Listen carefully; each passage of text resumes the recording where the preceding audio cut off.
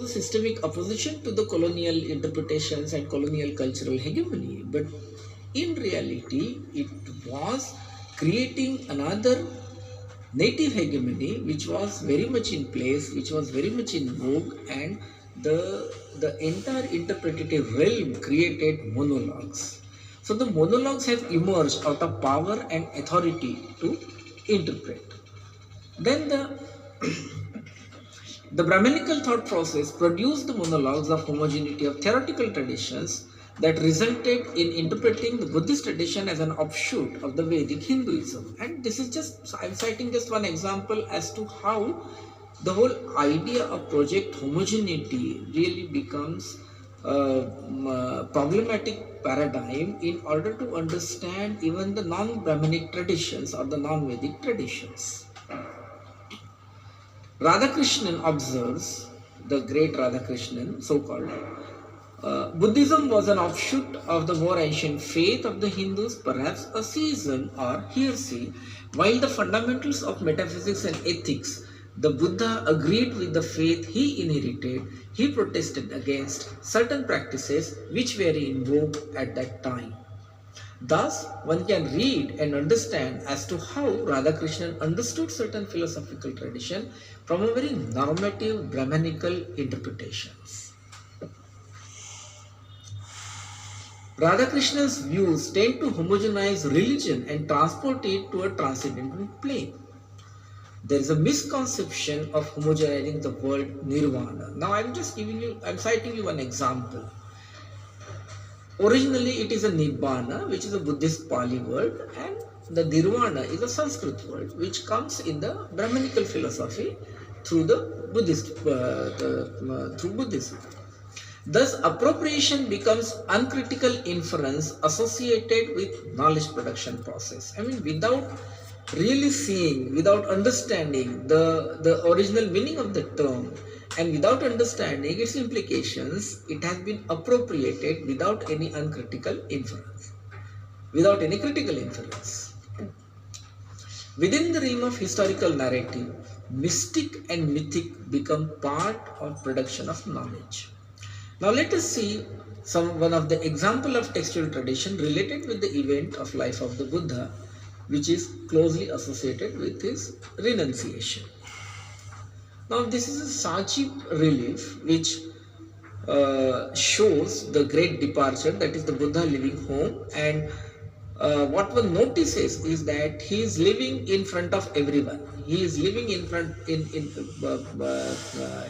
where the entire Kapilavastu is witnessing. Now this particular account, I mean this particular relief is dated to 1st century BC. And the textual account we get in the 2nd century text called Buddha Charita. So it completely, defies this whole idea that he left home in the middle of the night, which we are always tutored, which we are always doctrinated right from our childhood. And that particular component comes from the Nidan Katha. But what is important is that instead of reading the text in a critical manner, we read the text at a face value and try to interpret and always propagate those things. So that becomes a very extremely problematic process, because it creates a wrong kind of ideas, it generates wrong kind of understandings. The other important event that has been mystified is the event of enlightenment. Now, as if enlightenment is something which has happened suddenly. It's all nonsense. I mean, he left home at the age of 28 and he got enlightenment at the age of 33. I mean, see, there is a whole process that went on for 5 years. He went on studying, doing a lot of things, and then he arrives at certain things. He differs with Kapil, Sankhya philosophy. And then he arrives at the theory of Pratyuta Samutpad. So that is how the enlightenment process is. But then we are always told, oh, he sat under the tree and then one day he got enlightenment. Is it possible you sit under the tree and you get enlightenment? So really one has to question those ideas. Enlightenment need not be read as mystic event, as there are series of events related to it, and how his understanding grows by a series of questioning and dialogues. It's an event of establishment and realization of theory of dependent origination. In the textual tradition as well as in pictorial tradition, victory over Mara gets heavily emphasized. However, one has to understand the metaphor of the Mara. Mara should not be understood as a historical event, but it is a personification of the state of mind of the Buddha that he himself goes under during his search for the explaining phenomenon of world. Thus, Mara becomes a metaphor equated with the Brahmanical Vedism in terms of obstacles to realization of theory of dependent origination. What Buddha establishes in the philosophical term is very important. That is, Buddha's philosophical contribution was Pratitha Samutpa, that is theory of dependent origination or theory of interdependent origination, or it is also called as codependent origination. Now there are important things which I take from the Buddhist philosophy, apart from basing my logic on the theory of Pratitha Samutpa. Now there is this whole Panchaskanda, that is Pancha Jnanendriya, which exists in the Buddhist philosophy, and it says that how the perception is made and how you read certain things. So there is this Panchaskanda in mind consciousness that is called Manovijnan, and Manas that gave rise to and is the support of the mind consciousness. Then there is something called store consciousness, that is Alaya Vijnana, which is the ground or base of the seven consciousness. Thus, such theoretical conception will become part of analysis of mind and perception and become integral part of the theory of Pratitha Samutpa, the dependent origination. Any act or action is stemmed out of the mind consciousness.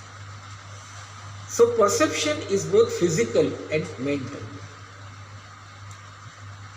Ignorance is addressed as reason or problem within that can only be killed by knowledge. Thus, knowledge constitutes a fundamental necessity condition not only to kill ignorance but also to facilitate mind consciousness for better inferences. As the object of perception is not a reality in itself but an image we have created. So, for example, in India, the image of a Muslim society has been stereotyped. It has been created over a period of time. The image of a tribals has been created in a very stereotyped manner, which becomes a mental image. The image or the old ideas with regard to the scheduled caste communities have been created over a period of time, which becomes your mental images, which becomes your mental formulation. Manifestation of image brings us to the idea of representation. As the object of mind is thinking or ideas or imaginations, its resultant category is a mind consciousness. How do we then understand the mind consciousness? Can it be construed and related with different sets of inferences that the mind consciousness has produced and then interrogate the category of ignorance in the contemporary context? In the context of politics of textual and theoretical tradition, the idea of homogeneity and that of philosophical persuasions produced a trivial understanding. One of the best examples to explain such trivial nature of cognition and meaning process stemmed out of the normative Brahmanical understanding is the word nirvana. The word nirvana has its genesis in the Buddhist Pali term nibbana. The Pali term for the word nirvana is nibbana. Nibbana means cessation of anger, hate, desires. Whereas parinibbana means death. And Mahaparinibbana is a word used for the death of the Buddha. The term nirvana in the Brahmanical tradition or Hindu religion comes from the Buddhist tradition. It is found mentioned for the first time in the Brahmanical Hinduism text called Bhagavad Gita that shows how the Bhagavad Gita was a text compiled after the rise of Buddhism and no pre-Buddhist antiquity can be attached with it. Or to be very precisely, you have Badrayan's Dharma Sutra, and in that Badrayan's Dharma Sutra we do find Gita. The Brahmanical meaning of the term nirvana is salvation, that is moksha or atma ki mukti or salvation of soul. Thus, the Buddhist term and the Brahminical Hindu term are considerably different in their meanings and understandings. Nibbana is an essential element in the Buddhist practices because the goal of Buddhism is that of eradicating sorrow. Thus, both the terms are located in different theoretical positions, but under the politics of homogeneity, it is always deemed as one entity. Thus, cognition becomes a very questionable process because it also has baggage of tradition, as well as the ideas that are extremely driven by normative realm of belief and governed by the ideas of appropriated modern understandings. However, important question is, how do we address ignorance?